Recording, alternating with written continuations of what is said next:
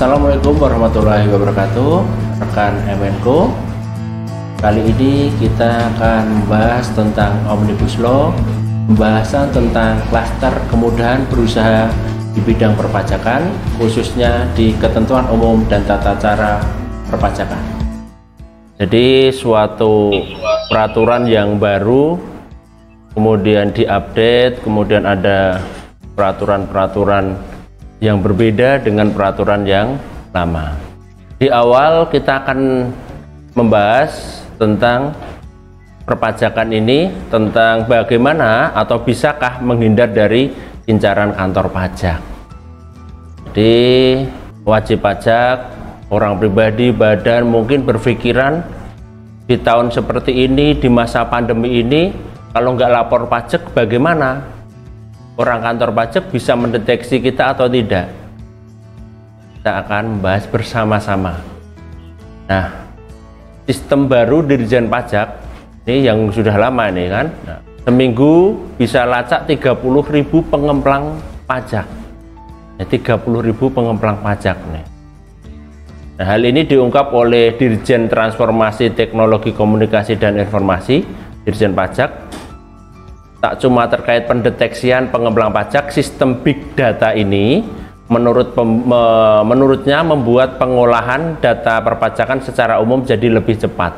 Dengan big data, pengolahan data menjadi 7.200 kali lebih cepat dari sistem RDBMS, Relational Database Management System, yang digunakan oleh Dirjen Pajak sebelum tahun 2015. Ini berita tahun 2018, sekarang 2021. Jadi sudah semakin baik lagi untuk mendeteksi tentang pengemplang pajak atau bahkan yang belum melaporkan pajak.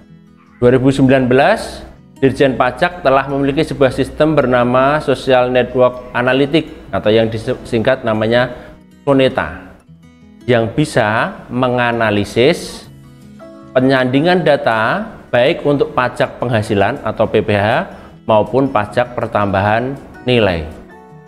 Lewat sistem SONETA ini dilakukan penggalian data informasi para pengguna media sosial.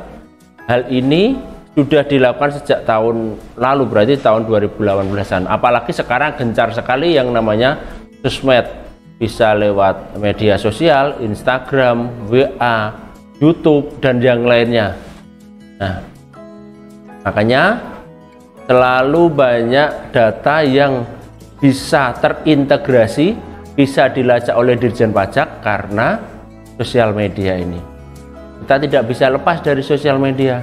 Apapun kita upload, apapun kita gunakan melalui sosial media. Apa itu pajak? Nah, ini pajak adalah kontribusi wajib kepada negara yang terutang oleh orang pribadi atau badan yang bersifat memaksa berdasarkan undang-undang dengan tidak mendapatkan imbalan secara langsung dan digunakan untuk keperluan negara bagi sebesar-besarnya kemakmuran rakyat. Nah, di perpajakan ini maka kita harusnya sudah memulai menginisiasi diri kita, meyakini diri kita bahwa kita membangun negara ini dengan pajak. Di masa pandemi ini sangat luar biasa, ada vaksin, ada kompensasi, berbagai hal yang dilakukan oleh pemerintah untuk apa? Untuk membangun negara dalam berbagai segi. Salah satunya, pokok utamanya adalah dari pajak. Wajib pajak ada beberapa itemnya di sini. Orang pribadi atau badan meliputi pembayar pajak, pemotong pajak, dan pemungut pajak yang mempunyai hak dan kewajiban perpajakan sesuai dengan ketentuan peraturan perundang-undangan perpajakan. Jadi di sini kita bisa menjadi wajib pajak itu salah satunya bisa menjadi pembayar pajak. Itu sudah dianggap sebagai wajib pajak. Pemotong pajak, pemungut pajak yang punya hak dan kewajiban. Ada hak, ada kewajibannya. Banyak mahasiswa, banyak masyarakat bertanya, apa benar kita itu sudah membayar pajak? Pajak yang seperti apa? Pajak yang bagaimana? Nah, pajak dibagi menjadi dua, pajak pusat dan pajak daerah.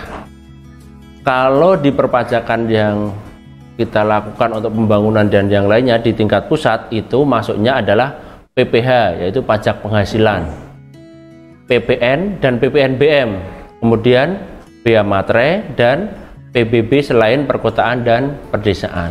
Itu masuknya di pajak pusat.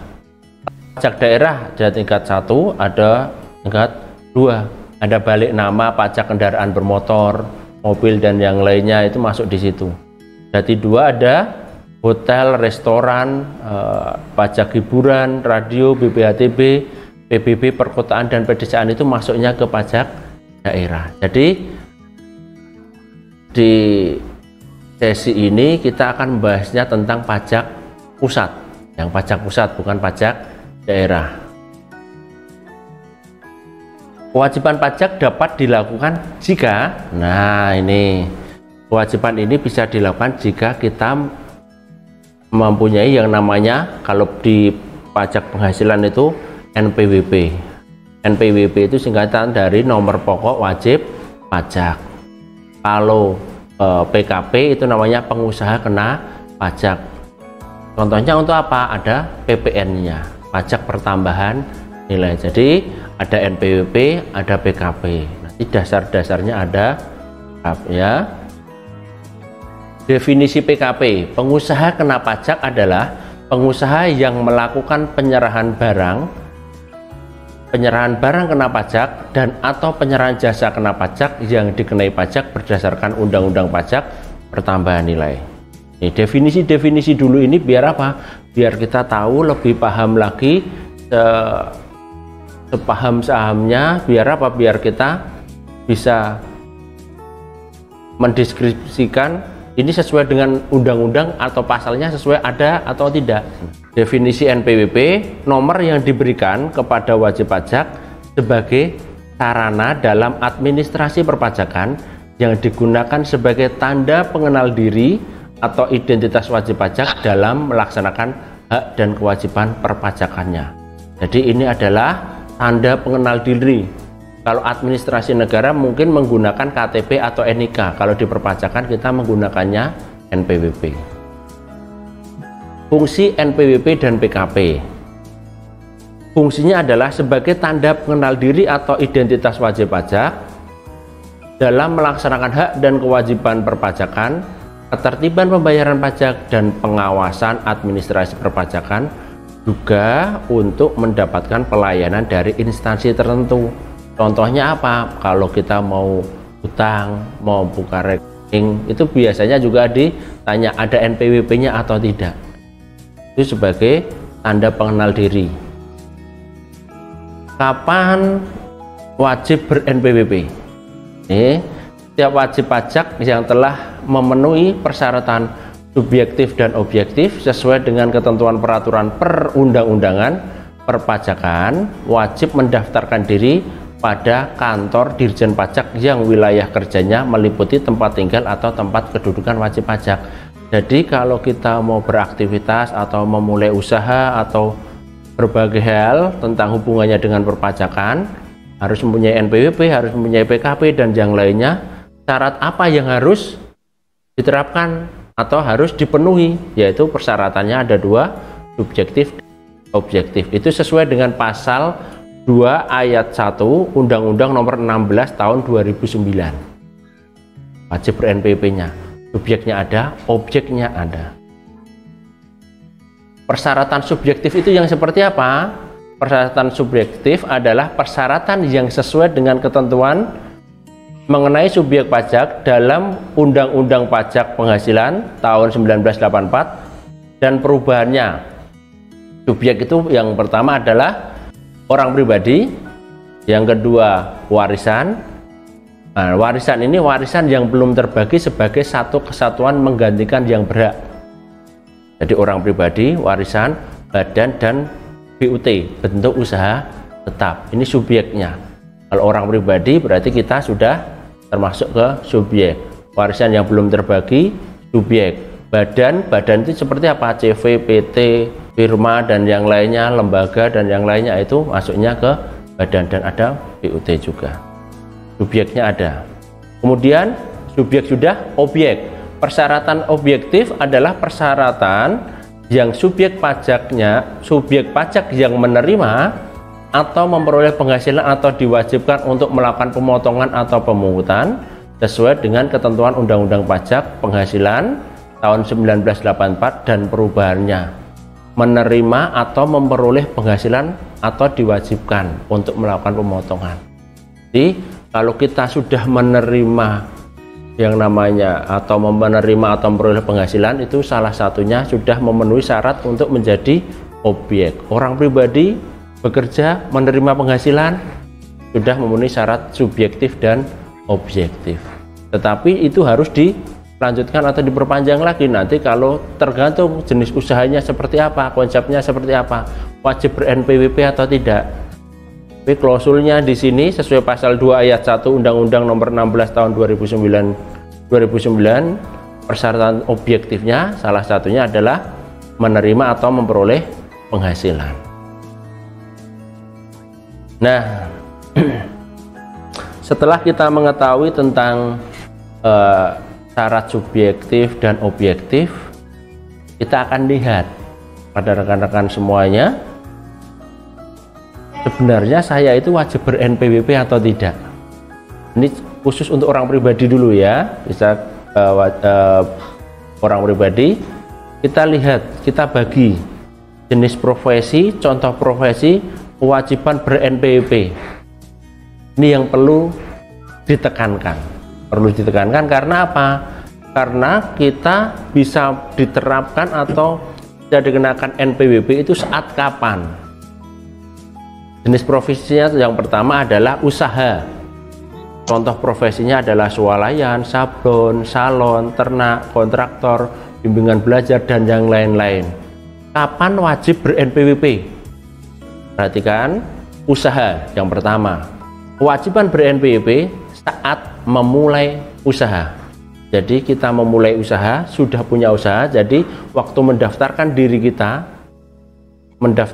mengisi KLU-nya, klasifikasi lapangan usaha atau profesinya, itu menjadi pengusaha, berarti saat itu juga kita sudah wajib ber-NPWP karena usaha. Yang kedua, pekerjaan bebas. Penghasilan dari keahlian khusus yang tidak terikat hubungan kerja. Contohnya ada dokter, akuntan, notaris, pengacara, arsitek, dan yang lainnya. Kapan kita wajib ber-NPWP? Saat memulai memberi penghasilan. Pekerjaan bebas nih. Jadi saatnya ini harus tepat. Pekerjaan, nah ini karyawan contoh. Karyawan, buruh itu kapan wajib ber-NPWP? Saat penghasilannya melebihi PTKP, penghasilan tidak kena pajak. Yang sekarang PTKP itu satu tahunnya adalah 54 juta.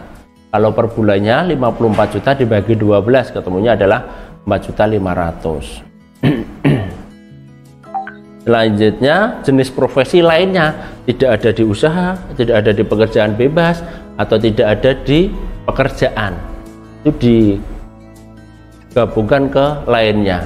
Contoh profesinya adalah sewa, bunga, dividen, hadiah, royalti. Ada orang yang hidup dari menyewakan saja, ada orang yang hidup dari mendapatkan bunga, deposito, dan yang lainnya, dan sebagainya. Kapan wajib ber-NPWP? Saat penghasilan itu saat menerima. Ini kalau yang lainnya ini menyesuaikan, dilihat dulu belakangnya, dilihat dulu sebelumnya, dia sebagai apa atau saat menerima penghasilan ini. Terima kasih kepada rekan-rekan semuanya. Itu tadi adalah sudah saya sampaikan pemaparan tentang klaster kemudahan berusaha di bidang perpajakan, khusus Omnibus Law di ketentuan umum dan tata cara perpajakan. Semoga menambah ilmu kita, semoga menjadikan ilmu perpajakan ini menjadi suatu hal yang semakin istimewa. Terima Terima kasih. Wassalamualaikum warahmatullahi wabarakatuh.